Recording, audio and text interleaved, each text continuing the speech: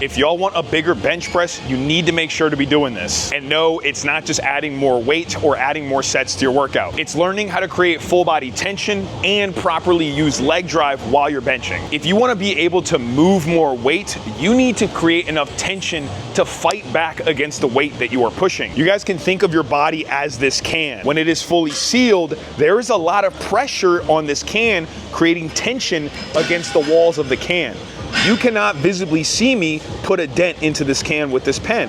And you can actually pretend that this pen is your arms with the barbell up here as you bench press. There is nothing happening to this can because there is so much tension and pressure inside of it. Therefore, it can produce more force against the bar. Now, if I crack this open though, I've cracked it open and I gotta take a sip, obviously. Now you can see that just a slight touch of the pen is gonna cause it to dent. There is not as much force and tension on the walls of the can. Therefore, the less force it can produce against the weight that's pressing into it.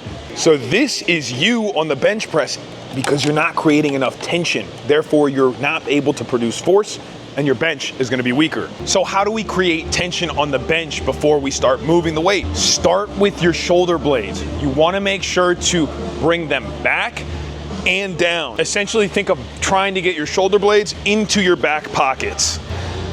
Back and down. Next is you want to firmly plant your feet on the ground. I find it really helpful to slowly inch my feet back towards my head until I can find that position where I feel tension in my legs without my glutes coming off the bench. Now your foot positioning will vary depending on your leg length and your hip sockets. I have longer legs and shallower hip sockets, which allows me to put my legs in a wider stance position and still create tension. It just feels better for me that way. Now, if you have shorter legs and deeper hip sockets, usually a closer stance will feel better for you, and you may find you can inch your feet a little bit closer up towards your head. Either way, there is no right or wrong answer. It's just about what you feel best and how you can produce the most tension and force from the ground. Next is you want to make sure to keep your glutes tight, and a really easy way to remember this is just imagine you're trying to hold a piece of paper in between your cheeks. And lastly, which I see a lot of people forget to do, is bracing your core. Just because you're laying down doesn't mean that you should have a weak and not engaged core. You want to make sure to take a deep belly breath before every rep and really create intra-abdominal pressure, like the soda can, in that core. If you miss any of these, what will happen is you will have an energy leak throughout the chain of your entire body, and it's going to hinder you from being able to move as much weight as you possibly can. So make an effort to go through this checklist every single set, including your warm-ups. Now let's talk about what most people struggle with throughout this whole process, which is leg drive.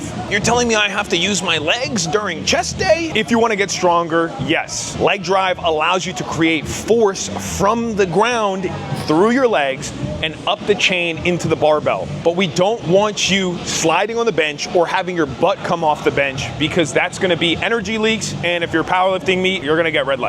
If you follow the setup process I just showed you, you should get set up pretty nicely and pretty tightly, and the last missing piece is how you create proper leg drive to let it go travel up into the barbell.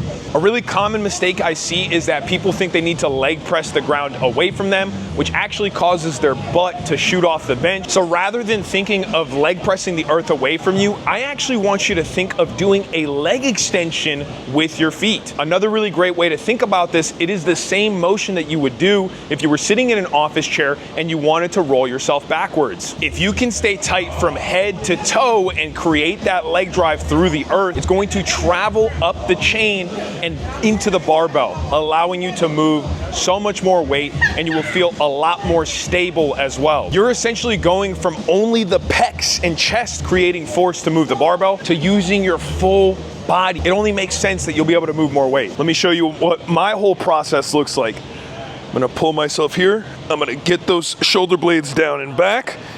I'm gonna set my glutes on the bench. I'm gonna inch my feet backwards to create tension. I'm gonna unrack. And before I start the movement, I'm gonna take a big breath into my stomach.